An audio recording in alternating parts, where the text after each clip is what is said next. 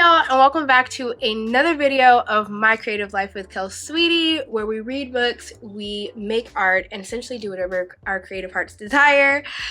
Today we are going over my February wrap-up, which I'm really excited to talk about since this last month was my very first readathon.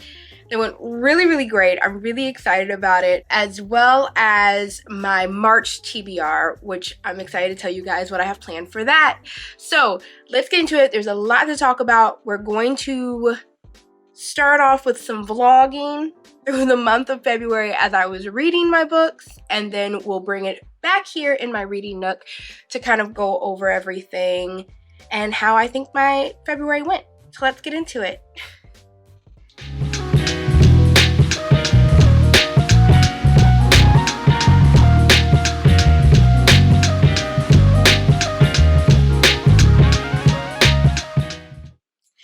So like I said, this last month I had an amazing time. I hosted my very first readathon, which, as you will hear in these upcoming vlogs and everything, I will thank you guys over and over again. But I will thank you guys one more time just because it was just overwhelming, the response that I got from this readathon. I honestly started this really just wanting to explore Black horror and wanting to read more Black authors writing horror and thrillers, just because I really know that that is my genre that I love to read. And I had found that I did not read from any Black authors last year. I was reading my horror novels, and I didn't like that. And I also felt like it was so easy to do so because of a lack of people just talking about reading Black authors writing about scary shit. So I started the I Love Black Horror readathon, and I had such a great time. I am tired. Best believe I am tired from making illustrations and reviews and all of that every single day, basically. But I had such a great time. I met so many great people. I have so many new online friends who read Black horror, who watch Black horror and everything. And from what I've seen so far, so many of y'all read some really great books this month and had a really great time. So again, I will just thank you guys 5 million times over. I'm so excited for next year's now. Thank you guys. With that being said, there's a lot of new people here because of that readathon, and thank you guys for joining me. I am so excited for you guys to see what I have planned for this upcoming month, as well as what I have for the rest of the year, and I just hope that you guys stick along for whatever I have planned and that you guys are entertained for the rest of the year, not just for February. So thank you guys for joining. We are now going to get into some vlogging that I did throughout the month of February as I was reading the books for the readathon. So keep in mind, I'm not the best at vlogging. I will sit there and there's a lot of jumping around. A whole week will go by and I would have not have vlogged. And to be honest with you, for the last 2 books that I finished, I don't even think that I vlogged them at all. I was enjoying them too much personally. Also, I was trying to get far too much done. So we will go over them in a bit more detail than the other ones that I had. But let's go back to about a whole month ago when I first started this readathon. And let's see what Pascal C was getting into as she was reading her first book.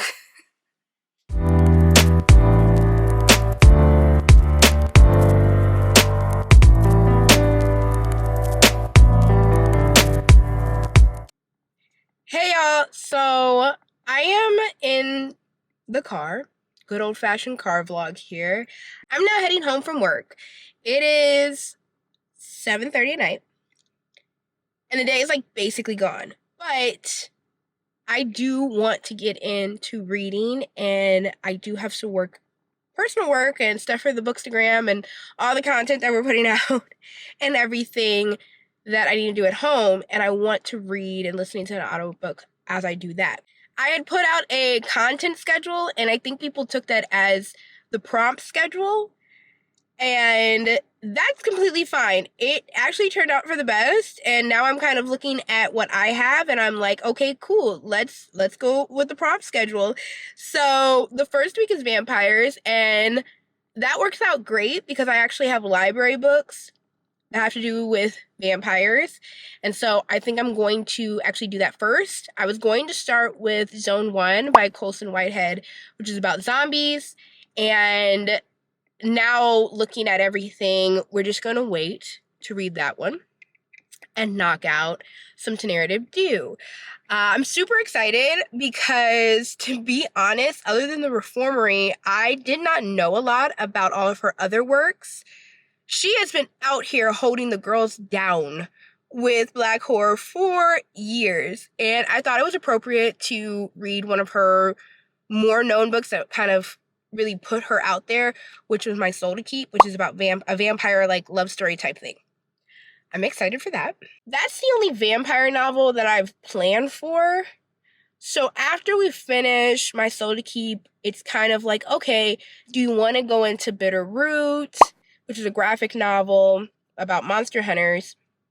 Because I have a lot of monster-esque books, because I really was light with the idea of what a monster was, whether that was a monster classically, like Frankenstein, or if that was a monster like human monsters, like cults or serial killers, things of that nature.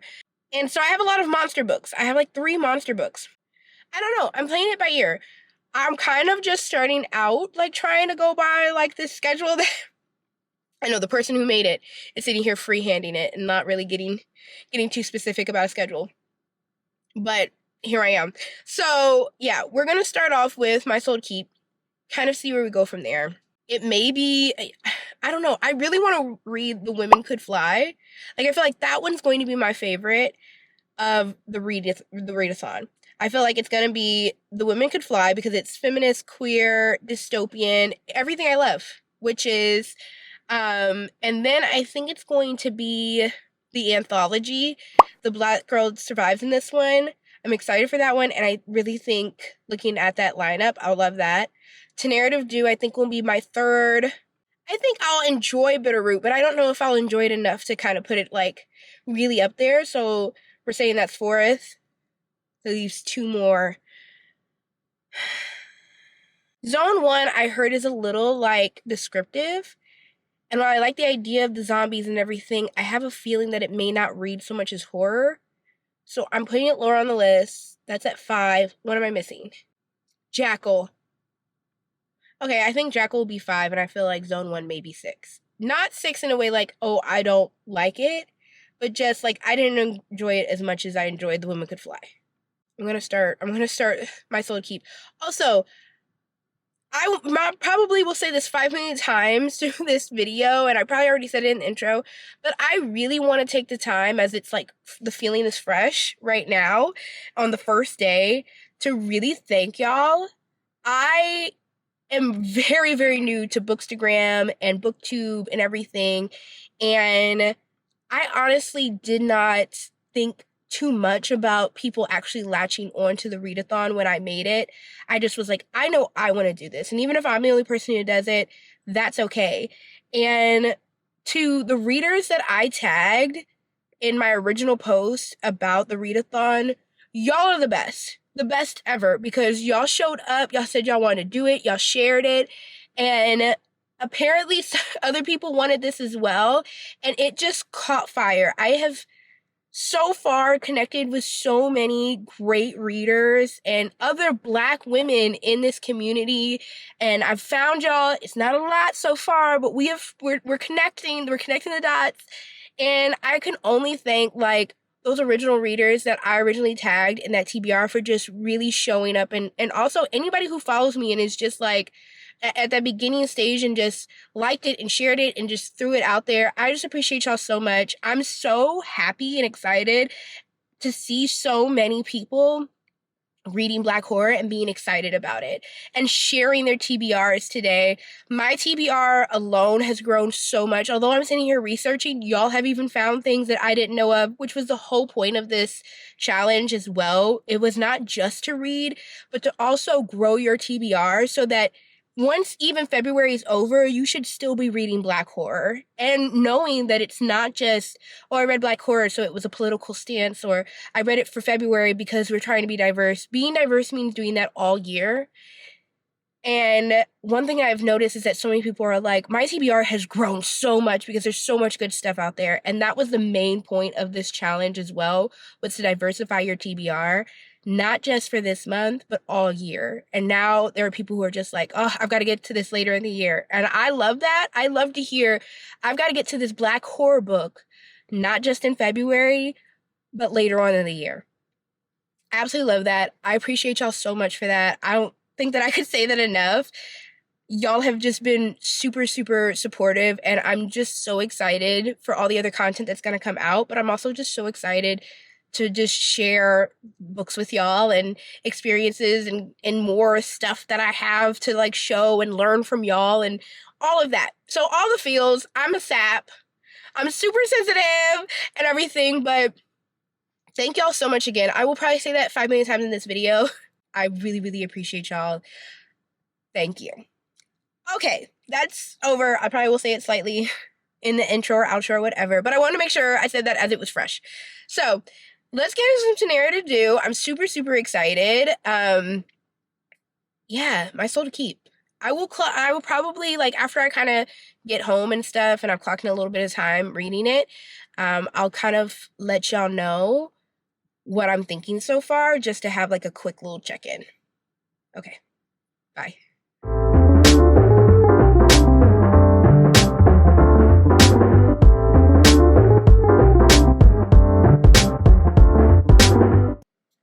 Okay, a little bit of a check-in. I'm about 70%, 75%, maybe even 80% into My Soul to Keep.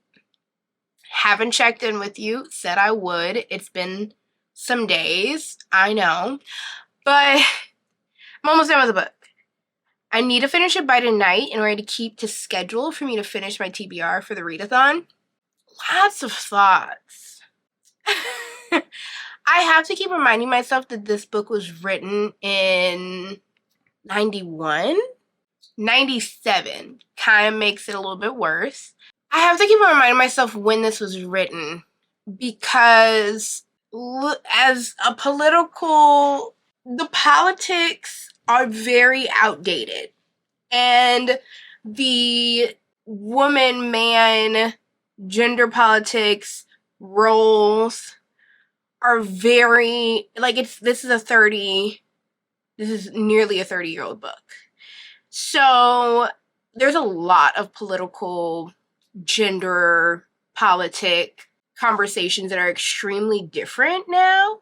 And I have to keep on reminding myself that in order for me to contextualize the book. I say that because the first half of the book, honestly, for me, was boring. I'm not a fan of Jessica, our lead, like, woman character. She seems like an airhead to me. Hello, so many red flags with this man. And she said, well, red's my favorite color. So that's, like, already been a very big issue for me early on. Also reminding myself that people did get married very quickly and pretty young in the 90s. In the 80s, I mean, everything before the 2000s, really. Like, when I talk to my parents about when they got married, I'm like, you were nearly a child bride. Weird, wild. Getting married at 21 is strange to me. Strange concept. That's weird, especially as me nearing my 30s and still being like, no, definitely not looking towards marriage anytime soon. So you kind of feel like, reading it now, you're just kind of like, you really jumped into this with him. So yeah, Jessica, I just don't too much care for it. Even now, nearing the end, while things have gotten more interesting as the story has progressed, I'm still like, Jess, girl, we need to talk, because you're a bit of an airhead. Then there's David. And again, I have to remind myself the time this was written, because toxic masculinity all the way. All over him. I don't care for the relationship dynamic between the two of them. This is giving Lifetime movie toxic levels. I still say this is a forbidden toxic romance. Like, it's romance. It's talking about their relationship constantly. So I still consider it a romance. But is it, like, romantic? No. David is extremely controlling. He is just, there's reasons why he doesn't like her friends. He's not a fan of her family. He wants her for himself, and not just her, their like child. Like, he just wants them to himself for the rest of his life. And it's extremely controlling. It's giving extreme like codependency. Like, her going somewhere saying, I'm going to go see my sister, coming back, calling, basically freaking out, saying he's going to leave to go try and find her, and it's 12:30 at night. She says she was going to go see her sister. She's been gone a couple of hours, and she said she was going to go see her sister. I don't know. I know that I'm also very lax. Like, me and my partner are very lax when it comes to, like, checking in with each other. There's something about that really rubbed me the wrong way, and he continues to do it, not just when she's going to go see her sister, but whenever she's going anywhere that is not where he is just like, where are you going? Why couldn't you call in? Why couldn't you? Because she's a grown woman. So I really don't like the relationship dynamic. There's no part of me that is rooting for their relationship dynamic, and even their child is a brat. Like, she's a little smart-ass brat, and I just don't care for him. I don't care for really any of the characters. Except for maybe Alex. Her sister Alex, I very much care for. And honestly, even her mother, B, I care for as well. I'm like, wow, look, well-rounded characters that don't get on my nerves. So that's kind of keeping me at a distance with the book. Another thing is that, again, some of the social politics that are being brought up in here were correct for the time that it came out, but I wouldn't say that it's necessarily timeless. And so that's kind of like difficult as well to kind of get used to. But that's not necessarily a slight to it. Like, I think that, you know, knowing that, and if you're going into it knowing that, you're like, oh, this came out 1997. So it's going to be talking about issues that are very much based around problems during that time. Conversations of health, AIDS crisis, sickle cell, like issues around sickle cell, which are all things we still, as a Black community, deal with. But I think during that time, they were hot topics, like very much hot topics. So bringing them up in a book felt very like in the know. Yeah. I think the second half of the book started to get very interesting because it started to get more into like plot-driven story as opposed to the first half of the book, which was setting so much base with both of these characters who you really couldn't stand. So you were just like, ugh. It's like, who can be more toxic than the other? Or who can be more kept than the other? Like, Jessica gives kept woman vibes. And not in like a healthy way whatsoever. Like, you can be like, yeah, I like ride or die for my man, or my man, and do it very healthily and be like, yes, my man, but that my is still in front of the man, you know? So there's also a section of it that I feel like focuses far too much on David's life when he was a slave. And I read it thinking, oh, this has got to be a tie-in for something else that ends up happening in the book. And really, it came off very like, why this could have been avoided. And not that slavery was avoided, but David literally came to the U.S. He was living in Europe and was doing fine living with his brethren. And then he started hearing about all of the slavery and politics and stuff that were happening in the U.S. and how it's basically the ghetto. And he goes, let me go do a hood safari trip. And came to the U.S. And it's like, if you heard that people who look like you were sitting there struggling and you said, let's go investigate. No, that just doesn't make any sense. At this point, you've been on Earth like 200 years, and you that dumb? And then he goes up north, notices people are not messing with him, and then still continues to forget himself because he's like, I'm immortal. Y'all are nothing to me. And it's like, honey, I don't care what you think you are. You Black. And then ends up getting sold into basically slavery down south, and he wasn't adapting well. And you're just kind of like, I'm not for like blaming somebody into slavery, but like that was fully avoidable. Yo butt should have stayed in Europe where you perfectly were fine, just like your man's told you you were, and instead you were like, curiosity killed the cat, and ended up in slavery. And it spent a very long time going through that part of the story for it to not really be necessary, in my opinion, for the storyline. It was fine to kind of learn how he had met the first real love of his life and everything. And I guess looking back, that was kind of like necessary for that. I get why like the connections were being made, but it was just far too long. It was far too long of like Black suffering. A 2.75. I know that's getting really gritty and in the weeds about it, but I just didn't enjoy the first half of this book, really. It was hard. That's why it's taking me so long to read, because I just wasn't interested in the characters. As always, I'm like, you don't have to be good characters, just interesting characters. And I don't feel like either one of these characters have been necessarily interesting. Yeah. And because of that, I'm struggling to even get to the parts that are actually plot-driven, like, portions of the story, because I'm just not rooting for the characters. I really don't care about the characters at all. All three of them.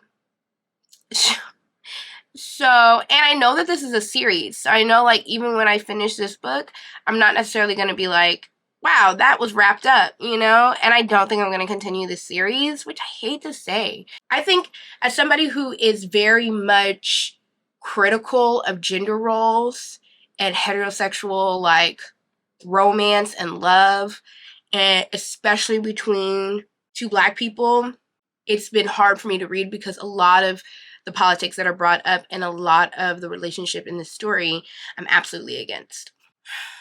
Keep that in mind. I'm very interested in the transition of David and how he has the living blood inside of him and that conversation in that story. I think that's a very interesting take on the whole immortal vampire transition conversation. Let me finish this book. I'm hoping I can get a review out tomorrow because that's the plan. But I have like 3 more hours on the book. That's my update. Today is the 6th. So we're 6 days into the readathon. Everybody is reading some really great books. Really excited to see what people are reading. Excited to start seeing and hearing some reviews on what people are thinking. Yeah. That's it. David sucks. David really sucks.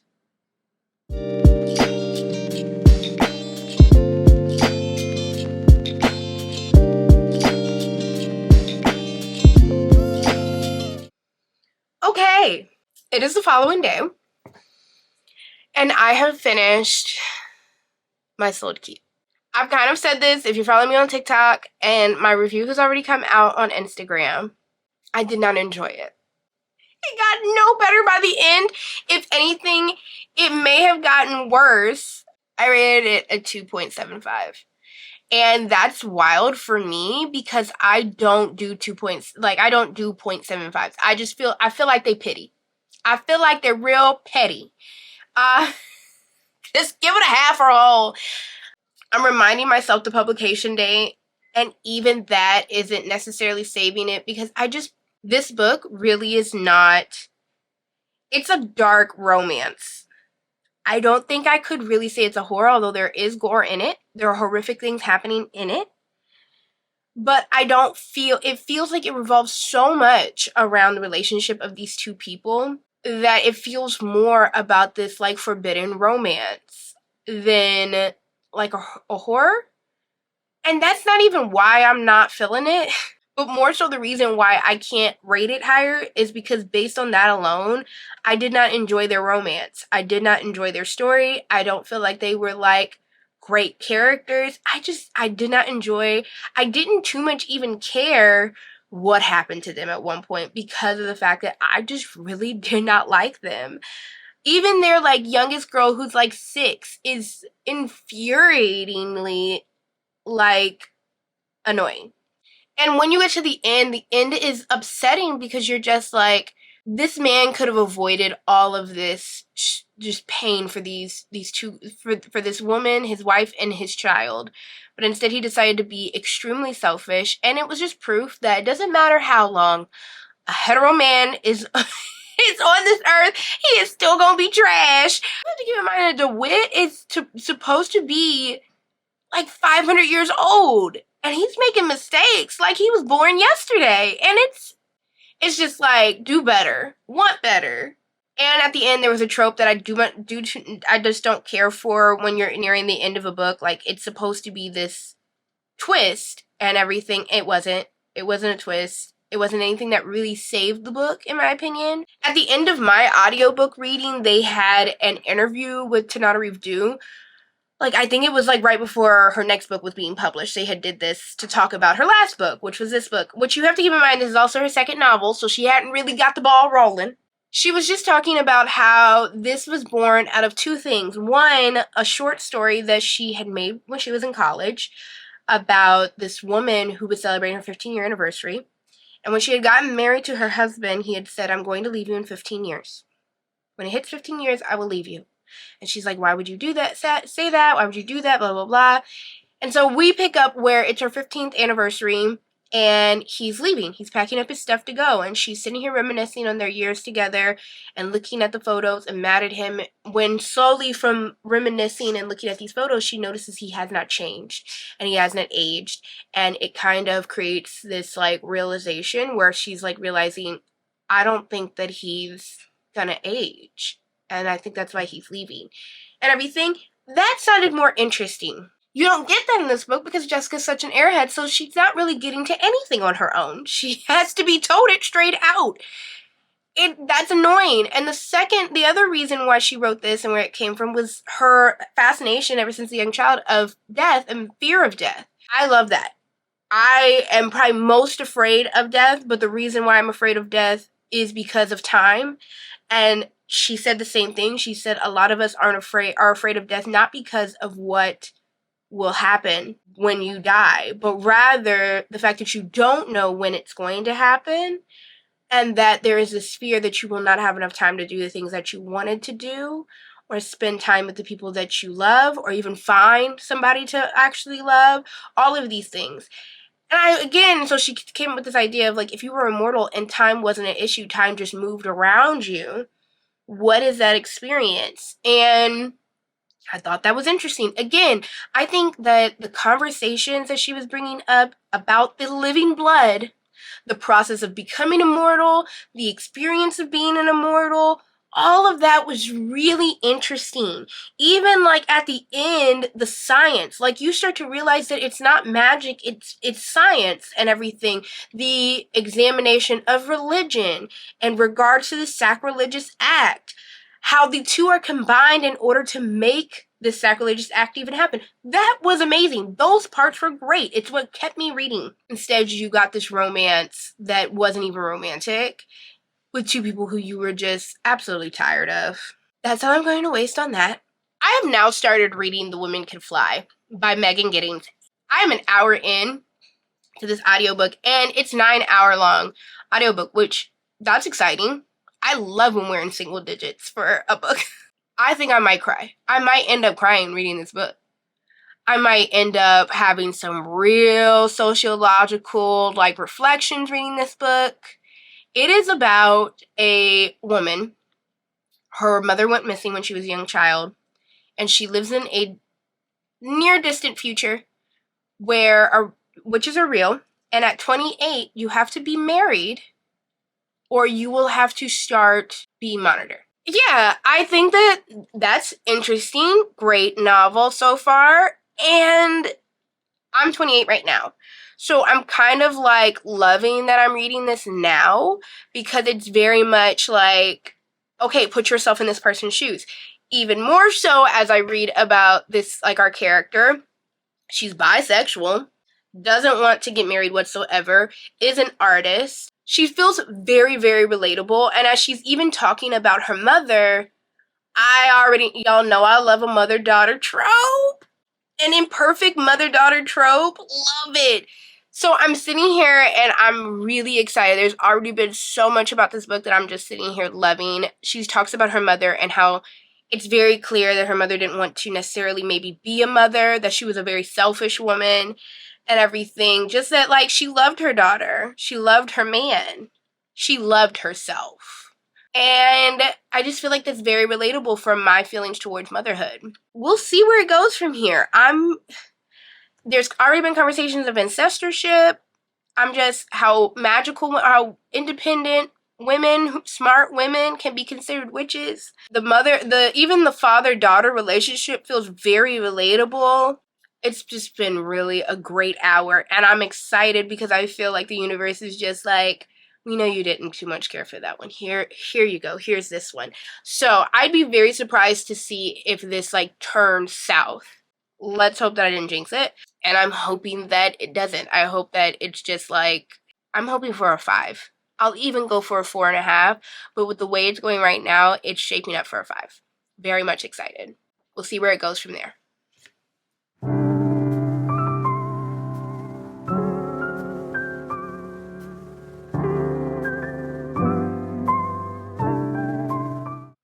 It's been a while since I checked in. And within 2 days, I finished The Women Could Fly by Megan Giddings. And I'm dubbing this maybe the book of the year. I know it's only February and we're not even halfway through February, and that's wild to say, but there were so many weird similarities between myself and Josephine Thomas, the main character in the story. Just absolutely what she was going through, her identity. She's like queer, bisexual, independent, just ruthless, creative, artistic, all these things, as well as her familial relationships, especially with her father. They were just so on point, and it felt like this book was something that I needed to read right now with what I'm going through personally. I cried at a certain portion of this book. I cried near the ending of it. It was that impactful for me. The book itself is written so amazing. I do not think that this book is a horror. Very different. I think it was definitely more lit fic, but more like imperfect women. Imperfect women type, witch type. The social commentary was amazing in this. The commentary on politics, the commentary on queerness, the commentary on being a woman of color. What that means in this millennia, what that means in this day and age, what that means for the future, and trying to come to terms with that in a society that includes your family dynamic. What does that mean? And what does that mean even for your partner and everything? I just absolutely enjoyed every last bit of this book. I gobbled it up. It was supposed to be like the audiobook was supposed to be 9 hours. I breezed through it. It was just so good. Dealing with her love life, her friendships, dealing with figuring out her sexuality. Oh my god. The conversation on being a bisexual woman is so perfect. The conversations of falling in love with your best friend. The conversations of what does that mean? Do you actually love her just because you love her? Or do you love her because you want something more than that? And even like trying to parse out what does that mean for you continuing on in your sexuality? Being bisexual and being a cisgendered, like cis hetero looking seeming relationship, and like loving that man down. But being like, I'm queer, I just want to make sure it's clear, just even for your own, like, security, your own validation, let alone to others. It was so... The conversations of working in a corporate workspace and adhering to that workspace, even though you are a radical, even though you are all day, every day, like, I'm about that life, but I gotta pay bills. You know, conversations of that. Just loved it. I absolutely loved it. I cried. I had to pause the audiobook because I was crying. I got this one from the library. We're going to Barnes and I'm buying the book tomorrow. Reading this book at 28 and the main character being 28 and having so many of the same feelings I feel right now regarding marriage, regarding children, regarding their sexuality, regarding their family, their relationships to their family, their politics with their family, especially their father, who was working within this society and does not know how to unlearn these things that he has learned in order to love his daughter the way that she has required him or asked him to love her. Oh my god. I will be reading Lakewood, Megan Giddings' other novel, also about a Black woman millennial who has to, and familial trauma and all these other things. I will be reading that ASAP. That I can't remember last time a book made me cry. I'm going to be reading Bitter Root next. This one's a graphic novel, so I'm kind of like wanting to maybe move through this one quickly. Like I want to finish it in a day. And then after that, I will be starting, I'm just like, now that I read about this like Black Girl Magic, I just want to keep on reading about Black Girl Magic, to be honest. But I guess we will read about this man in this zombie apocalypse.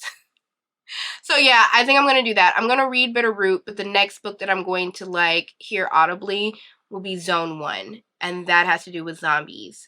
Let's see how this one feels. It's by Colson Whitehead. Let's hope that like Zone 1 is giving the same thing, or, you know, Bitter Root is as exciting as I think it is. The pictures in it look amazing. Artwork, amazing. So, so good. And I really kind of want that in my own work. So my art nerd is coming out and I'm so excited. All right. Bye.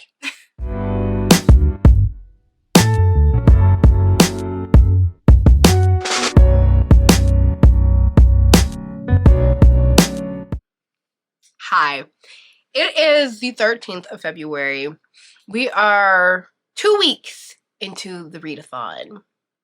And we're feeling good. We're tired, but we're feeling good.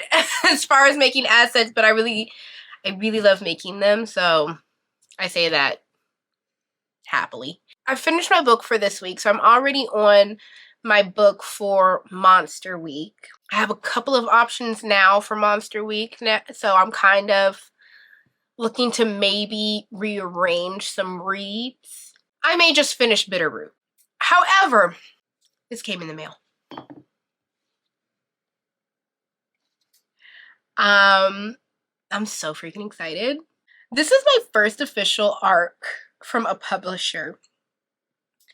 And not a digital one, but like, this is a book, a physical book, which, as somebody who's a huge book hoarder, you can be like, I don't read digitally, so, you know, NetGalley can only go so far with me because I don't pull out my Kindle. I don't really like the feeling of reading digitally, but the publisher actually reached out when the readathon kind of started to pick up steam, which is crazy, which thank you guys, because if y'all hadn't really kind of pushed it out there, this would have happened. Like, this is so exciting. I know for some people who have been doing Bookstagram and Booktube and all of that for a while, they're just like, all right, you say that now, or something, but this is so exciting. I will be reading The Black Girl Survives in this one. I may read it this week because Zone 1 ain't doing it for me. I'm going to try again tonight to get through some more of Zone 1 because it's not that long of an audiobook. I feel like it's sitting again in 3 territory. I feel like I'm just getting lost in the descriptions. If you are a huge Toni Morrison fan, pick up this book. I feel like those people who love the lyrical glossing over of like the, like talking about the cityscape and the scene and like this back and forth between memories and the present and everything, you will most definitely love this book. I personally do not like Toni Morrison's work. Support her. I've tried so many different ways to get into Toni Morrison, and no matter what, I don't like the lyrical, and that's coming from somebody who's an artist. I should love the lyricism, and I don't. Just say what you want to say. This book currently on audio is 9 hours long, and if it was to be straightforward with setting the scene more, instead of spending 2 pages talking about the cityscape or the skyline of New York and this post-apocalyptic town, or how the character is feeling as it walks through this deserted office space and everything, it could easily be more of a novella. Did my camera battery die? Yes, and Do I have 4 dead batteries currently, so I can't switch it out? Yes. So let's do this quickly because we're on my phone. Listen to zone 1 as I'm working on some things. Give it another chance. I'm hoping that it gets better. And that'll basically leave Jackal. Yeah. And of course, the black girl survives in this one. I'm hoping next time I update y'all, I have a better update as far as zone 1 is concerned and that I've read Bitterroot. Because there's three volumes to that one. So if I have a really great time, I don't know, I might try and just knock out the other volumes, but that is putting a lot on my plate. So we'll see. We'll see. Hope you guys are having a good time reading your books as well. I've seen some great reviews, some great things. And that's all. Okay. Bye.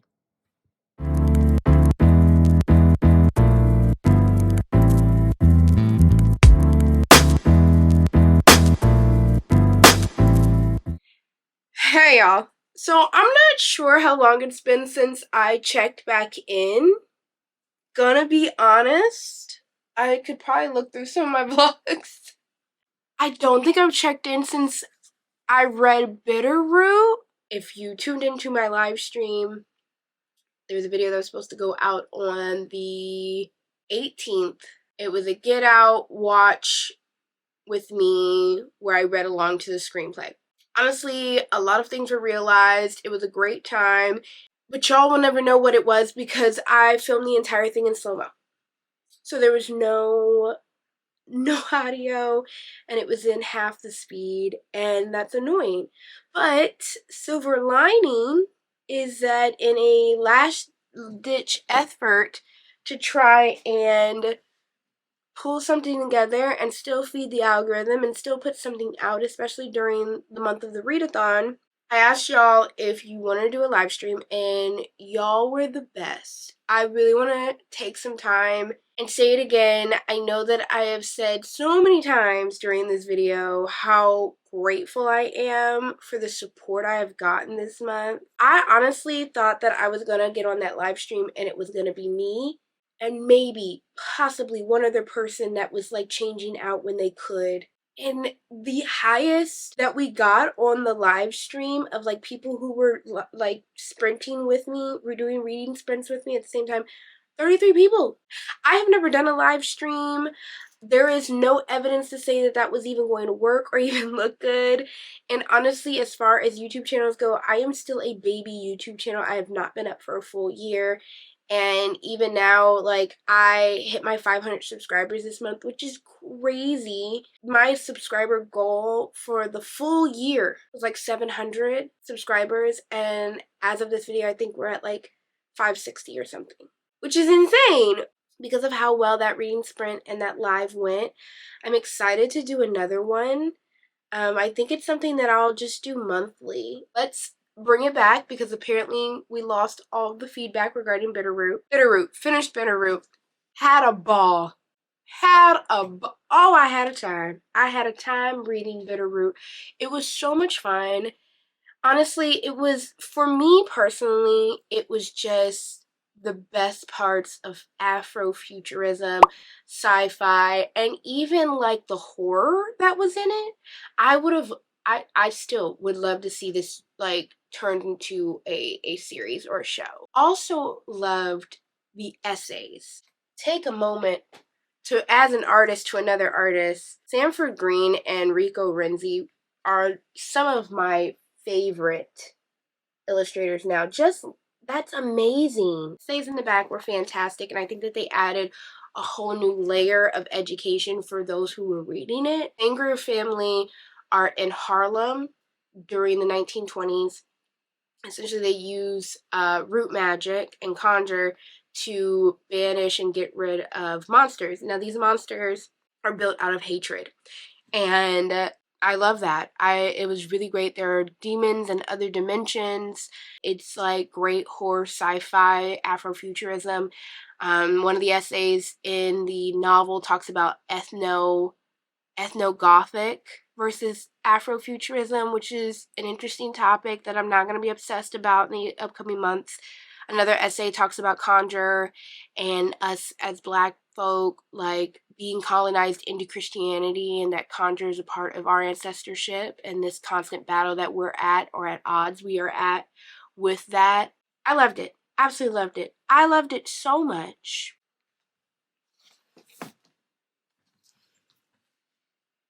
I picked up the omnibus. What does that mean? The entire collection. The entire collection of what has been released so far from the entire Bitterroot series. I just was so excited. I just had to read more of these. I'm really excited to keep on reading Bitterroot. 5 stars, definitely 5 stars for me personally. And now I have to return this back to the library, which, to be honest with you, keeping a library book is kind of nerve-wracking, I've learned. Because I'm always afraid that I'm going to like lose it, or it's gonna get hurt or ripped in this house. Now, going back to my live reading sprints, that was really helpful, and I had planned to sit down and read some of the physical copies of books that I already had that I wasn't able to just do while I'm running around. As some of y'all know, I read mainly audiobooks because of the fact that I literally am constantly running around trying to squeeze every last bit of a minute out of the 24 hours we all are given per day, because I'm a busybody. That means that I don't usually sit down a lot to be able to read physical copies. However, I had some physical books to read that did not have audiobooks. I'm gonna get this one out of the way first, just because, in all honesty, it just really didn't hit for me, and that's The Dead Ate Cheese. This was the one that was sent to me by an indie author, Eric Williford, and I was really interested in this one because it has to do with a lesbian couple who are experiencing the apocalypse, and it's a zombie virus that is brought about by eating cheese. Hilarious concept, to be honest with you.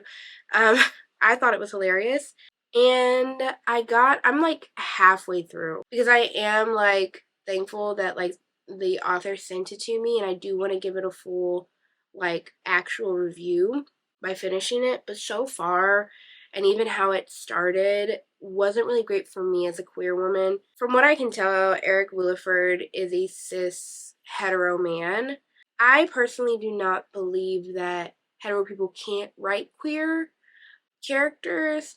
I personally don't think that like men can't write women characters and stuff. I read Grady Hendrix books, and personally I like them. I know that you're either hit or miss regarding Grady Hendrix, but I think he personally writes some of his characters really well. He pulls from experience of knowing the many women in his life and based them on those women, and I think he does a pretty good job of it. Not everybody can do it. I think it's possible. I think it's called research.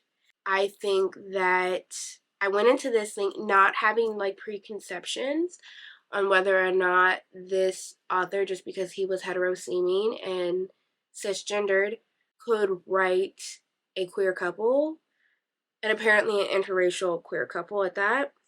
I got literally a page and a half into the book, and they were already talking about having sex on top of the hood of the car. And it's like, dude, we just got into the book. Were you just trying to sell home that these two women were in a relationship and not friends? And if so, there were so many other ways that you can do that. I don't know, that was annoying. I think there have been parts of this book that have been funny, but I've just noticed there have been far too many references to them being queer, and even in relation to another like character in the book. You know, they're starting to team up, because of course you got to find your survival crew. One guy is kind of like, he figures out that the two of them are together or something, and he kind of starts like he even says he starts undressing them with their eyes, and it's just kind of like, dude, I don't know. I don't feel like conversations like that should be left out, because yeah, if you were in the middle of apocalypse and you were some airhead or whatever who found out that you were queer and you were there with your girlfriend or ex-girlfriend or whatever the case is, yeah, there's going to be some idiot who may be thinking that, especially, you know, if they're like some harebrained. But what made that part feel like another eye roll was because of many other parts that had happened already in the book, just based on their sexuality and around them being sexual because of them being two women together. And it just felt very male gaze. I mean, it's still a great, funny concept, but as a queer woman, I just don't think that I appreciated how the two main characters are kind of being portrayed and like viewed through this certain gaze and everything, regardless of it to be a comedy. And I think that you can draw caricatures of people and still not insult or stereotype people. The black girl survives in this one. So aligned with me and what I love in horror, what I love in like reading books. I think it's by now it should be pretty clear. I love reading books about women. I've read 4 short stories out of this already, and just the way that it's written, I've loved it. I've loved every story that I've read so far, but the story that I loved the most, the absolute most, was The Brides of Devil's Bayou by Desiree S. Evans, who is one of the editors of the book. Like, this experience, you felt engulfed in it. You liked the characters. You felt like you knew the characters already. They were in my age group, so I think that helped. But even in some of the other stories that I read, it started off with this cornfield monster type of thing. That was interesting, very classic horror. I think that she wrote the high schoolers very well. I think in this day and age, it's very hard to write the dialogue of a high schooler because I feel like people don't really get how they talk. Like, you either write them far too young or you write them and they sound like millennials. I did not feel that with the first short story. I really loved it. I also love how these underlying comments of just queer rep within the novel by just using pronouns. I think people get caught up so much on, and I think that's what we experienced here, and it's like night and day in like the approach of how to write a queer character without forcing it, without literally dragging the reader to water on they're gay. You know, the simple use of just saying they, and for you to pick up on, oh, they said they here when they were talking about Reggie as opposed to he when they talked about Brandon. It was like, oh, okay, got it. And we didn't spend a half hour on the explanation. We didn't spend a half hour on the explanation that one of the main characters has 2 dads and they wanted another child. They didn't go, and it took them so long to get those 2 children. None of that. It was just as normal as if you were to assume that they had a mother and a father as their parents. I love that. I love the mundaneness of being queer. It was just simply the use of a simple pronoun for you to simply know that they did not go by he, her pronouns. That's it. That's simply it. We didn't need a dissertation. It was so simple, but it meant so much. And Elle McKinney didn't just write that way. Courtney Nash, who wrote the sci-fi horror in here, also wrote that way about one of the shipmates. I love that a sci-fi horror is in here because I love me some cosmic horror. I love me some sci-fi horror. Again, simple they pronouns, simple descriptors, not beating it over the head. Ghostlight was even good. That one was by Aaron E. Adams, who I'll be reading later on this month with Jackal. So far, it's just been great. I read 4, and I'm about a third of the way through the novel. I think this will probably be the way I end this month. Zone 1 will get finished this week. It has to get finished this week.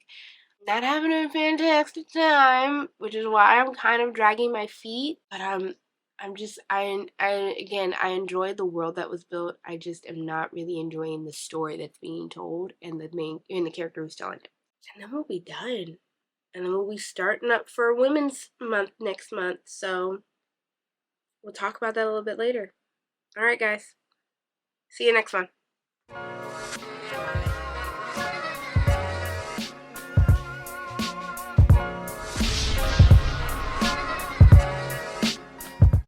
Hey, y'all. So today is the week alert on how much longer we have for the readathon. Crazy, insane.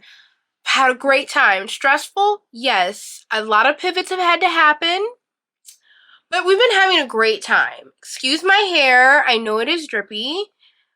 I've washed it so that it looks presentable for me to go somewhere, as well as film one of the last official videos of the readathon. My last read, which was Zone 1. Finished it.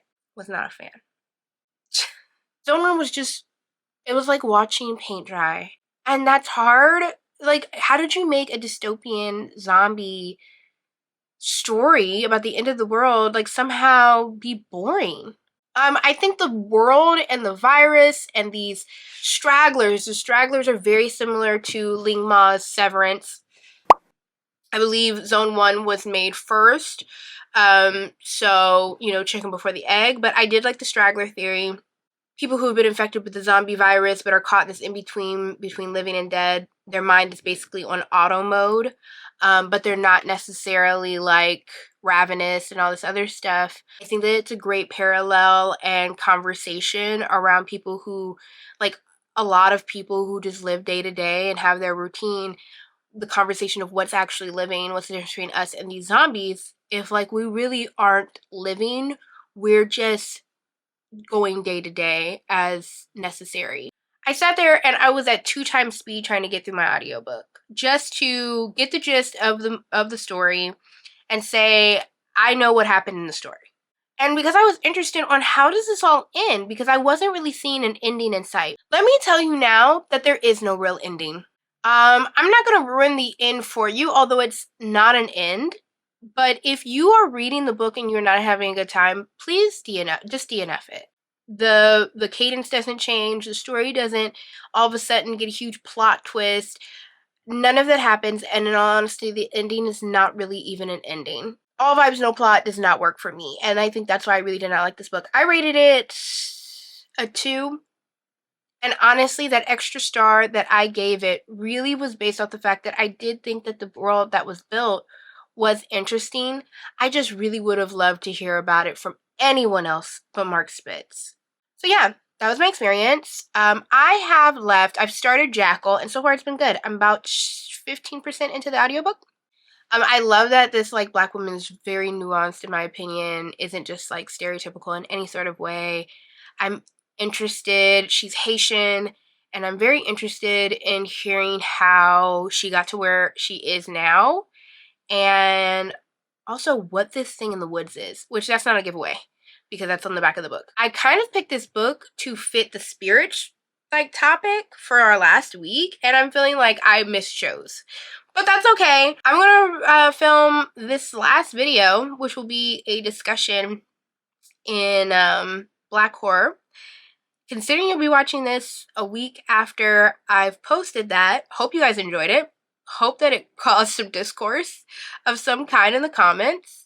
And yeah, we're gonna move through this. Literally have a week left in the readathon. That's so crazy. Okay, bye. So welcome back. It is now March 2nd. As I'm filming this, so I'm lightly into the new month, but it's Women's History Month, and we'll get into what that means for my TBR this month. But going back to what my readathon was, I had a great time. I mean, all in all, it was a roller coaster. I felt like all month I either really loved a book, was in love with it, or I was like, nah, it's not for me. Didn't like it at all. And a lot of that I think it just had to do with what my feelings have kind of grown on the topic of Black horror and Black people writing horror novels. And I'm excited to kind of explore it more. And I've talked about it quite a bit in my Black horror discussion video, so go check that out if you haven't. I don't want to necessarily take up too much time talking about it here, but the quick notes version really is just, I think that Black people writing horror is such a revolutionary act. And some of us take that act to unpackage, to let go of our trauma as Black people, since horror really is supposed to look into the social structure and social commentary of people. How can you write about Black people without talking about our trauma, which usually, more times than not, is dealing with racism. But I think that it's on the reader on what they enjoy and what they're looking out of horror. And me personally, while yes, reading books like that sometimes is amazing and kind of lets go of some trauma for me as a Black woman and American woman in the society, I think also sometimes it feels like there's more to us than that monolith. And some authors, I feel like, get stuck in this rut of reopening the wound rather than analyzing that wound to help in our healing, if that makes sense. And I feel like I had a lot of interesting conversations with other Black people who read horror about what we're looking for when we're looking for a Black horror novel or watching a Black horror story. And I think one thing that I've learned recently is that the Black horror genre, actually, if you look it up, has to do with the idea of using that American trauma of Black horror in a horrific setting of some kind. And I think when you're looking at the actual definition, sure, politics have to be involved in order for it to be a part of the Black horror genre. However, I personally feel like it can be more than that. And I think when I made the readathon, I really wanted to read Black people writing horror, not necessarily only reading Black horror, which is a political thing. And I think that's a learning thing for me. I think that those nuances are important. So, and you can hear about all of the nuances that there are in Black horror in that video that I just referenced. So you can go ahead and go check that out on my channel. I'll have a card up here and down in the description below. I don't want to really get too far into it. I really want to talk about the books that I have because we have a lot to cover for this wrap up and for March. So let's get into it. The first one that I finished during the month of February was The Other Black Girl by Zakiya Dalila Harris. This one, I think I rated this one like a 2.75. And I think or maybe it was a 3 looking back. But I think that the reason why I rated it in the mid-level tier was because, one, it's not a horror in my opinion. Nothing about it really felt horrific. Maybe a thriller, but barely even that, to be honest. And I kind of was expecting it to be more like the movie Bad Hair, which is on Hulu and has Lena Waithe in it. I was expecting more of that. And it was too boring for that.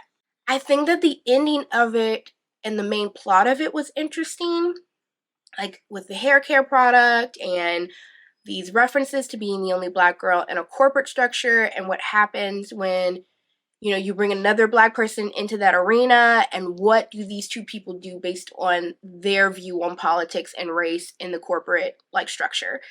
I think that was interesting, especially as a Black girl in corporate. But there was something about the storytelling that felt off, and it also didn't feel like the storytelling the multiple POVs did it like a service. Honestly, sometimes you were either bored or confused and trying to pull together all the pieces, which even by the end, I don't think you pull them together. I'm kind of like still confused with Nella's decision at the end to do what she did. And even what you like figure out what's supposed to be the, oh my God, I can't believe that happened. At the very end, you still aren't sure what's happening. I wasn't a fan of that. I felt I feel like I gave it, and I mentioned this in my like Goodreads review and on my Bookstagram and everything, that I was interested with the topic that it was trying to bring up and talk about, but I wasn't interested enough in like the characters. And I also wasn't interested in how it was being told either. And that's something that's going to come up a bit even in my next one that I covered and I read, which was My Soul to Keep. Now, I borrowed My Soul to Keep from the library. I'm very excited to say that because this year, one of my main goals that I wanted to do was borrow from the library. In any moment, I really want to try and borrow a physical from the library before I buy it, or even just like listening to just the audiobook. And then if I really love the book, go out and buy it then, instead of kind of playing Russian roulette on whether or not I like a book and then end up having a book that I don't like. One thing I learned from my book unhaul that I did this year was that there was tons of books that I unhauled, which great, fantastic, more room in my library, in my book nook for books that I love. But I also looked at those piles and I went, that's a bunch of money that I just threw out. I don't want books that I don't love in my library, I realized. And the only way to make sure that you have only books that you love in your library and not just waste money is to like read the book first and then buy the book. And that's why we have libraries, which also save your library, because there are so many like amazing things in the library that I found out about recently because I wasn't going to my library, which I am now, and you will find that out later. And you'll notice that I do not have My Soul to Keep in my hands, and that's because I did not like it. Didn't like it, which further proved my point that, girl, keep on renting your books from the library. Keep on borrowing your books from the library. This was my first Tanana Review book, which also hurts because I love everything that woman represents. Writing Black horror as long as she has been writing Black horror, and now finally I feel like mainstream-wise getting what her justice due is by writing The Reformatory, and so many people just like losing their shit over it and going to go read it. I love the world that Tanana Review created with these immortals and the consumption of the blood and the blood brotherhood and everything. I loved that. That kept me reading because the way that she approached it was so vivid. Like you wanted to watch a whole series about it or something. What I hated were our main characters. I hated Jessica and I hated DeWitt. I wasn't even too fond of the kid. So I wasn't a fan. I have said many times before, and I'll say it again, I realized when this book was written, and it was during the 90s. However, I had to keep reminding myself that just to get through the book. And even once I got to the end of the book, I was just more upset than really enjoying the book. I feel like a lot of the people who have told me that My Soul to Keep is their favorite novel are people who are older than me. And I think that that's the reason why that they enjoyed it, because I feel like, of course, when this book came out, it was revolutionary. It was something different. A Black woman writing horror and all of that was definitely something to go out and buy that book for. In 2024, that book reads very, very differently. But I'm not for it. I do, however, feel like I'm going to read another Dune novel, no matter what. I heard a lot of people have loved the Between. So I want to try that one out, as well as a few others. I want to read Ghost Stories, which are a grouping of some short stories that she has as well. I'm going to read The Reformatory at some point. I'm not one personally to be like, I read like, an author's book and is like, I didn't like that book, so I'm never going to read that author because I hate that author's work now. Like, you can't judge one book of an entire person's like complete backlist, However, the third book that I read this month was The Women Could Fly by Megan Giddings. I'm also happy that I was able to get this cover as opposed to the cover that you're seeing on screen right now that's kind of like a watercolor wash and everything. I actually I do these like cover reworks for books that I really loved every now and then. I haven't done one in a while, and I really want to do one for this one, just because I feel like it even deserves a better cover than this one. I just have so many ideas on what I would love for this cover to be, but I also dubbed this book my best book of the year. This will be my favorite book of the year. I don't know what I would have to read in order for me to find a book that was better than this book, but it would have to come in swinging. I literally had to pause the audio to have like 10 minutes to cry. It's about a 28-year-old. I'm 28. It's dealing with a Black woman. I'm a Black woman. It's dealing with a bisexual Black woman in a hetero-seeming relationship. Hello, I'm here. It's dealing with that same Black woman who doesn't want children of her own. See ya. Doesn't want to necessarily get married. Hi. It's dealing with in the art, where she's trying to be in the art world. Hello. There were just so many similarities, and the thing that made me cry the most is really the parental relationship that she has, especially with her father and her decisions on who she wants to be as a woman in this society. And with me dealing with some of the exact same issues right now, it was a lot and very validating to hear somebody else experience those exact same issues. So if you are dealing with any of those things, if you subscribe to any of those identities, I really do recommend that you pick up this book. Megan Giddings just hit it on the head, much like just an alternate universe that's parallel to our own. The characters felt so real. The main character felt real. I wouldn't say that she felt likable, but in a way that felt very real as a person. That wasn't perfect, I guess, if that makes sense. I feel like she wasn't likable, but you still wanted to know her because she just felt authentic as a person. I also have another book that I'll be reading in March of one of her short stories, so I'm very excited for that. But this book really what blew me away. It's gonna be the I am calling it now. If I find another book that is better than this book, I'm gonna be sobbing every other page or something, or they basically wrote it about me. I don't know, but I would find it very hard and hard to. I would find it very unbelievable for me to find a book that is better than this book that I've read this year. The next book that I read was a graphic novel, which is something that I want to do more of this year. I think as an artist, people assume that I must read a lot of graphic novels. And the thing is that honestly, I don't. I sometimes pick them up as art books for references if I'm just really impressed by the work that's being done in them, which this book is no different. I don't read a lot of graphic novels, and I do want to change that. I'm not going to just start reading graphic novels like crazy, but I do want to fit some more into my reading. And I read Bitterroot. The Bitterroot that I read was the first volume, and it just blew me away. I loved it so much. Every last bit of it, I really wanted to, one, I wanted it as an art book because I honestly want to, I aspire to ever have even an inch of this sort of like artistic capacity. Sanford Green just went off while drawing this. Just really, really just did so amazing in bringing this to life. And the story was great. It was a great Afrofuturistic story, in my opinion.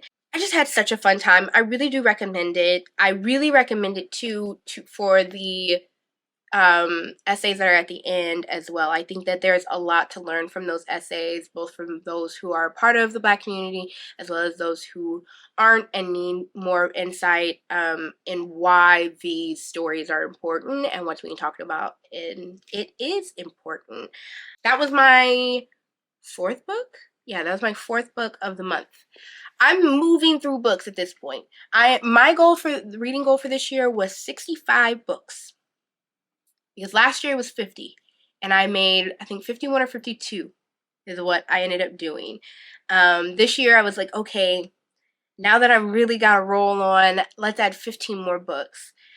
Now, while I am on a roll right now, and Goodreads apparently says that I'm about to be like 3 books ahead, because I still have to insert a book that I finished today. I also know that the summertime is my time to go into a reading slump. During that time, I pick a book that I slog through, or I'm just not reading as much. And it's not because I'm busy, because I don't really go out like that.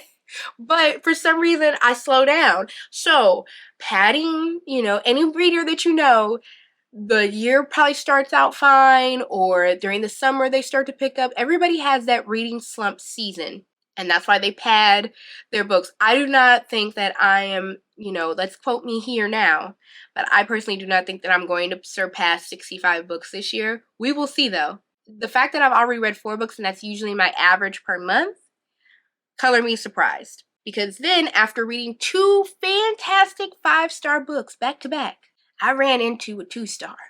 A 2-star, absolutely 2. The only reason I didn't give it 1, I think we need to do this on my Bookstagram as well. It's like a chart of what like my rating system is.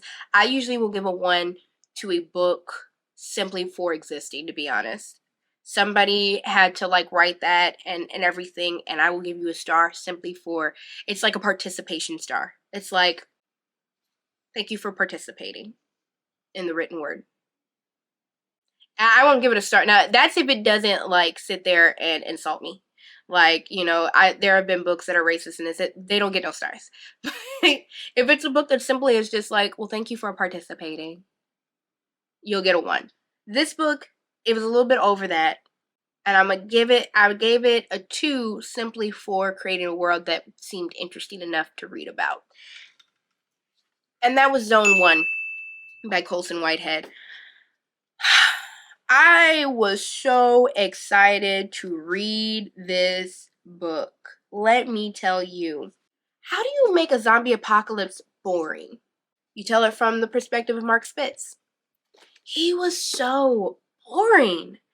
I even like 10 pages into the book, I was like, nope, I don't feel like I'm gonna like this book. But I kept hope alive. I was like, I'm reading about a zombie apocalypse. It's gotta get better. Yeah, I really wanted to love this. I liked the world that Whitehead was creating with the zombie apocalypse and the virus. I was interested by what the virus was. Mark Spitz was as boring as watching paint dry.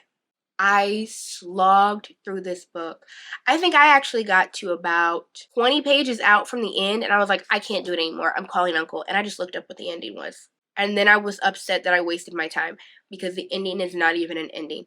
If you plan on picking up this book, I would not recommend it. Personally, I wouldn't recommend it at all. And the thing was, is that a couple of people told me they liked this book. And I'm like, why? I'd want to ask those people why. It's not the world that he built. It's the fact that we were being told it through Mark Spitz's eyes, who used $10 like descriptive words every 2 seconds. Exquisite glass panes crashed down in their music, manufacturing geometric shapes that had never before existed in the history of the world, which in turn sharded into newer shapes in brilliant white dust. That was one sentence. I just picked that sentence out of nowhere. The whole book is written like that. $10 words left and right.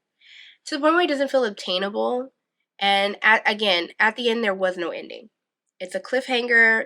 Just warning you that it's a cliffhanger of an ending, and it's not much of an ending. And if you do slog through this book, don't be like me, thinking it's going to get better, and then get to the end and be mad that you wasted like 5 days listening to the audiobook of this, which shouldn't even take you 5 days, because look how this is not a long novel. But you see, it was just a roller coaster of a month, because then I read something like that. I'm sitting there upset, and then I turned around and I read Jackal by Aaron E. Adams, and I loved it. The writing in this is amazing.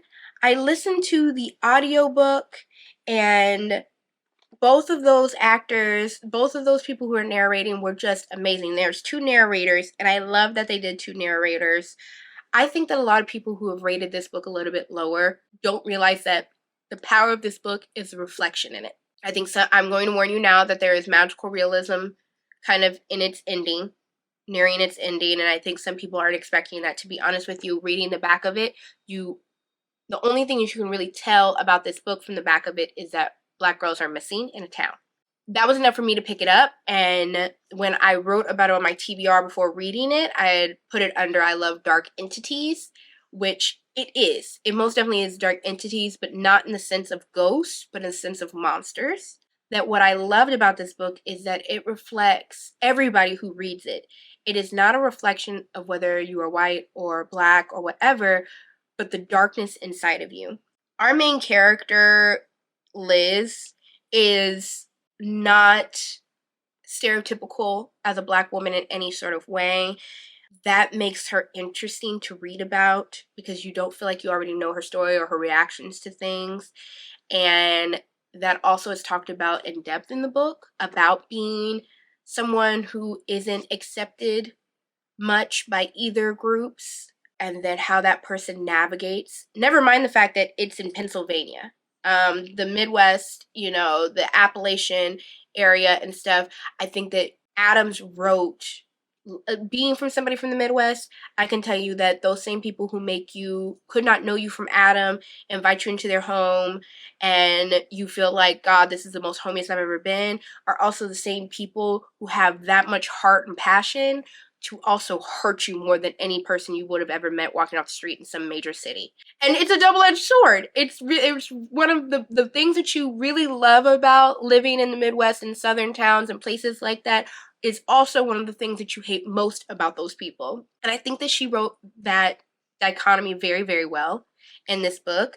I also love that the ending of it, again, it talks about the darkness that lives inside of all of us, and how it is literally your job to not let that darkness consume you, what it means to be good and categorized by good by a certain group of people. If you're not looking for it, or you're not really introspective, I think you'll miss why the ending of this book is what it is, and it's not very obvious on what it is. That is all I will say, but it was definitely a 5-star book. It was 4.5 stars.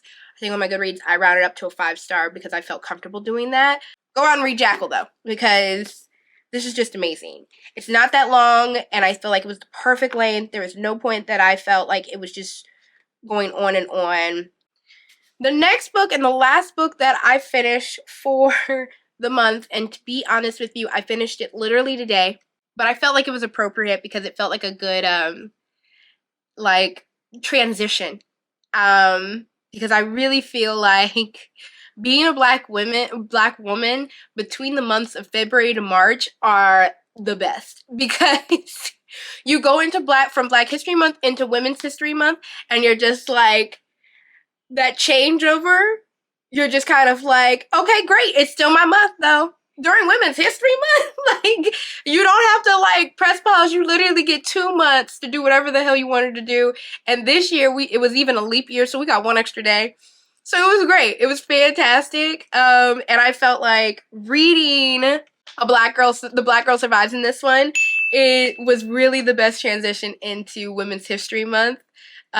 Especially considering what my theme for reading this month is going to be. This was I've said this before and I'm just excited to say it again. This is my very first physical ARC. It was so good. This comes out in April this year, April 2nd.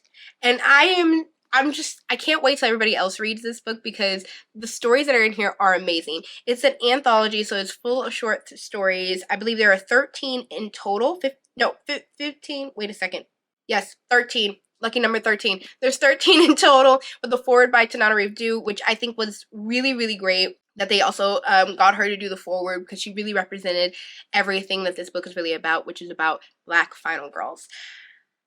This was also such a diverse reading, so it's 5 stars. I've not put up my review on Goodreads or on my Bookstagram yet, and everything, but it is a 5-star review. Even though some of the stories in it weren't all 5 stars for me, the book itself was 5 stars, just because the way that it showed diversity was never forced, and it was enjoyable every step of the way. The queerness and the nuances of the queerness and everything were just in every single story. I didn't feel like they were forced or that they were trying to meet a brief or whatever, and they had plenty of queer authors right in this book. Here's a list of authors: Erin E. Adams, Monica Brashears, Charlotte Nicole Davis, Desiree S. Evans, Saracia J. Fennell, Zakiya Delilah Harris, Daka Herman, Justina Ireland, L.L. McKinney, Brittany Morris, Maritza and Makia Mulite, I have to look that up. Apologies in advance. Eden Royce, Vincent Torrado, with the foreword by Tanana Reeve. That is your list of authors you're getting in here. Almost all of whom I have referenced to during the readathon for like references for Black horror books that are really amazing that you should try out. And they did not disappoint in here whatsoever, in my opinion. I don't think there was one story in here that I went, that was horrible. There are some that I went, some of us don't know how to write a short story, which that is something that I think is really interesting, as this next month I'm going into another short anthology that has some short stories, is that it takes a lot of talent to actually fit a well-rounded story in like 20 pages or so. So kudos to anybody who can do it. One of my favorites that I had in here was, I want to get the names right, The Brides of Devil's Bayou, and that one was by Desiree S. Evans. I tried to look up any of their books that she has, and she only has a couple of short stories that aren't really fully published from what I've seen. I need to look back on that because I absolutely loved her story. That was my favorite story in the entire book. I read it during our reading sprints, and if you were a part of the reading sprint, you might have remembered it was like nearing the ending, and I even went over. I was like, y'all take your break. I'm gonna be there in just a minute. I gotta finish this one. 19-year-old Black woman whose birthday is coming up. She has come back to Louisiana to her family's house plantation near the swamps, and she is kind of fearful of a legend that at your 19th birthday, the firstborn women in her family usually die, and it's because of a legend that is said that an ancestor of hers sold the first 6 firstborn daughters to the devil in order to protect herself from slave masters who were chasing after her. she brings her best friend along, who I absolutely loved. And honestly, it was such a great ride. It was scary. It was magical, but I could have read a whole full-length novel of that short story, of her fighting this demon who was trying to take her soul and everything, and this fight that she was in that had the help of not only her friend but her grandmother and her ancestors and stuff like that. So it was so amazing reading it, and it was such a great time, and it was written so well. And again, it was a short story and it felt contained, but at no point did it feel like less involved at all. Like, it just was so great. I think another one that stood out to me as well was The Skittering Things. The Skittering Thing was a very creepy one, and it had to do with revelations. And like this, if you've ever read Revelation, there's supposed to be this animal that is neither a land animal or a sea creature. It's supposed to come on earth and eat those who aren't faithful, this, that, and the other. And it has to do with that creature. And the way that it's presented is really creepy. It was claustrophobic and creepy, and I felt like if I was watching a short like film about it, I'd be creeped out. Just atmospheric. I really loved that one as well. And then another one that I really liked was Black Pride. I think Black Pride was also one that I would love to have like watched maybe a movie or something on. And Black Pride was written by Justina Ireland. She also wrote that one because she's known for the book Dread Nation, which has to do with children during the Civil War learning how to fight these zombies from the Confederacy, who start to rise up on the battlefields. She really loves period pieces, and Black Pride takes place during the 70s. It has to do with a werewolf type of creature. But all of these stories I think were very interesting. There was a sci-fi horror in here. There was a body snatcher horror. It takes place in cornfields in here. There was one that was called Fox Hunt that was really interesting, and it had a I think that one's the one by no, that one's not by Vincent Torrado. But they also wrote in this book, which is fantastic. That one, Charlotte Nicole Davis, but they are non-binary as well. I had such a great time reading this. It was just such amazing, and I cannot wait for the rest of y'all to read it in April. I am so happy that I got this arc. I can't wait to put out the review for it, but make sure to look out for this come April. Okay, now going into my March TBR. I am so excited, and I'm about to explain why. And that's really because of the theme that I came up with for this month. I am trying this year to really base my reading around celebrations happening monthly. So like last month was Black History Month. I focused on Black horror. That was the main goal, just reading horror books and thrillers from Black authors. Had a ball. Plan to this month read only from women authors. And of course, because I love horror and thriller, I have learned that about myself. I love unhinged women. We are reading unhinged women all month. I'm so excited. I've even titled it, I Support Women's Wrongs as Well as Rights. And I know that I'm not the first person to come up with that, but that is the theme for this month, is really reading just about unhinged women doing unhinged shit. I cannot wait. And I have such a great list and lineup of those to like go. I'm just gonna go into it. But I do have 2 library books for this month, and one of those was Peach Pit. I am so excited. I'm probably going to read this during my reading sprint this month because I have found that I really do love reading sprints, and they do help me read books that don't have audiobook adaptations, which is the way that I mainly read my books, just because I am doing stuff 24/7. So it's hard for me to sit down and read a book. That's why it took me so long to even read that arc. And I found that reading sprints really helped me to do that. So expect reading sprints monthly. I felt like that's definitely going to be a thing, and I had so much fun doing it with y'all. And this is definitely going to be one of the books that I'll be reading during that reading sprint this upcoming month. I'm excited. Peach Pit came out this year. Not this year, last year. Still getting through that it's 2024. And the reason why I really wanted to pick this up, I wasn't really thinking too much of it before.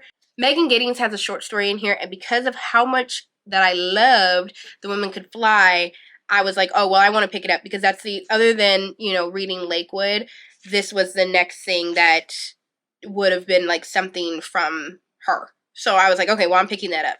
So we'll see. It seems that some of these are written in prose. And again, I just had such a great time reading short stories, like getting so many great stories or plots in such a short amount of time because of them being like only a couple of pages long and everything, that I really wanted to also read this anthology. And I think that that's going to be an ongoing thing, especially as we go month to month with me like celebrating Hispanic Heritage Month and everything. I already got my eye on what anthology I'm going to pick up for that month, what horror anthology I want to pick up for that month, or even Asian American Heritage Month or whatever. I really want to kind of try, and these are really great to figure out, find new authors to go like binge their backlist. And so I really want to kind of do that monthly where I can. And I'm super excited for this one because the main point of this entire book is 16 stories of unsavory women. So I love that. Let me read the back of it. A middle-aged black woman exacts revenge on the aggressively average men she meets on dating sites. A girl buries pieces of herself in a hole beneath an apple tree, hoping to escape her mother's life of struggle and servitude. A group of teenage girls compete for the title of Worst Girl in America. A young woman in Taiwan becomes infatuated with a female scam caller, a fleeting ghost of a love that blossoms from strangeness. This sounds absolutely amazing, and expect me to be binging away. I can't wait to get into it. And because it's physical and does not have, it's an anthology and it's so new, there's no audiobook for it. So expect me to just go ham on this, and probably expect me to be picking up a copy for myself by the end of the month. I'll be really surprised if I do not like this. The next book that I picked up from the library and will be the first official book that I'll be reading this month, and also is a good transition out of Black History Month into Women's History Month, is The Weight of Blood by Tiffany D. Jackson. I have never read any Tiffany D. Jackson. I've always wanted to, and this last month, hearing how many people had so much fun reading The Weight of Blood, which is a Carrie retelling from a black young girl's perspective, I really, really wanted to pick it up and take a listen and everything, and so picked up The Weight of Blood. I am excited to hear how it is. I do really love the movie Carrie, and even reading Stephen King's actual book Carrie, I loved it way more than the movie. I think that she's even that much more unhinged, and just hearing what was really happening in the town as she just electrifies everybody to death was amazing. So I'm expecting the most out of this one, since basically everybody everybody who read it this last month had the best time, and it was just 5 stars across the board. I'm just super excited to read this one and get into it to start off my month, and I think it's going to be a really good transition into the month from last month. The next book on my list is The Power. This one is by Naomi Alderman. A fierce new power has emerged, and only women have it. I'm excited. This apparently takes place in the future, a dystopian type future, where women have this electricity type power. I think there's a show about it. I've not watched the show. All over the world, women and girls are discovering they have the power. With a flick of the fingers, they can inflict terrible pain and even death. And with this small twist of nature, everything changes drastically. Ambitious and provocative, visceral and page-turning, award-winning author Naomi Alderman's The Power at once takes us on a journey to an alternate reality and exposes our own world in bold and surprising ways. I've heard from a couple of people that it does get graphic in this book. I'm interested to see graphic how. And I also love that it has these pictures. I love a book that's not just words. Like it has that wait, where are the pictures? There was like a picture. This is another one that's like a picture and everything. And I'm like, what do these pictures mean? Now, keep in mind that this one is some sort of misprint. But I am really excited to see how this all kind of shakes out. I don't know what to expect, but I have been told that there are parts of it that are pretty graphic and a little extreme. I'm not one for a lot of extreme horror, but I am for an unhinged woman. So we will see. We'll see. The next book on my list is one that I'm sure some of you are like sick of hearing about because everybody loved it early last year, and that was The Band of Queens. I did not read The Band of Queens last year while everybody was hyping it up and everything, but everybody absolutely loved it, and I think that the plot of it was amazing. It basically, if you've not heard about The Band of Queens and its plot, it has to do with this Geeta, who is an older woman in India, and how her deadbeat husband basically ended up leaving her. But nobody knew that. They basically think that she killed him and got away with it. And because of that, everyone leaves her alone for the most part because they're like, we know you got away with murder. And she sells jewelry and they're like, you buy that jewelry because you don't want her to kill you because she got away with murder somehow and everything. And she loves it. She doesn't correct them because she's like, yeah, leave me the hell alone. I don't have to get remarried. I can buy things. I'm like, you know, I have a whole business. It's great. Fantastic. Think that I killed that man because I should have because he treated me like crap. And then what ends up happening, some years go by and there's other women in the village who start coming to her, asking her to tell them how she got away with it so they can kill their husbands because of how badly they're treating them. And she's like, well, the jig is up, but I can't tell them or else people are going to start bothering me and my whole situation is going to be blown up. So she starts kind of telling them, well, I did this, that, or the other. She just starts, the lie keeps on going. I think that this is while not a horror, it's literary fiction. I think it'll be a good palate cleanser from all of the horror I've been reading as of lately, and something cute and funny, as well as the fact that, you know, it's like I'm fake unhinged. I want people to think I'm unhinged so that they leave me alone, but I'm not really unhinged. I think it's adorable. So, yeah, something a little different on the unhinged spectrum. But the last book that I'm reading, and I think that the reason why I'm kind of sandwiching this book before the book that I'm about to announce is because it was very hard for me to get through this book when I tried to read it last year, and that was Eileen. So many people have read Eileen. I've known people who would never like a book like Eileen and have said that they loved Eileen, and I am going to try to read this book again. I tried to read this last summer and I could not get through it. It was so boring. Eileen was as boring as watching paint dry for me. But I keep on hearing that she is absolutely unhinged. And so many people love this book. And I have never read an Otessa, Moshfegh. I'm positive I'm butchering that. Jesus. Book. And I feel like this is the one that I should read because all the other ones, I mean, my year of rest and relaxation, I feel like I don't want to read it because it's kind of giving white woman privilege to, I just feel like I'm not going to get anything out of it personally, just because I may roll my eyes too much as a main character. I've heard some of her other work is a little extreme. So yeah, I don't know if I'm going to read the other books. I just feel like this is the one that I'm going to like. So I'm going to try this one again. But we will see if I get through it. My lineup for this like upcoming month. I'm super excited to read about some unhinged women. I had a great month basically reading about other unhinged women. I love unhinged women. This is true. My whole profile basically says I love unhinged women. I have no idea what I'm doing for April because I looked it up. And April really doesn't have like a month, a real like clear celebration thing during its time. Like it's not a heritage month. It's not like, so we will see. Maybe it'll also give me time to breathe, to look at my TBR shelf and what is currently on there that doesn't fit maybe in another month. I hope that you enjoyed today's video. I know that it was a lot. There was a lot that was happening this last month. And it feels like the ending of it with my TBR is kind of like, okay, here's what I'm reading. Thanks, bye. But I hope you liked today's video. If you did, please subscribe down below where we read books all the time. I am constantly talking about horror and thriller and unhinged lit. And I'm constantly finding new things to be reading. I have fallen back in love with reading so hard.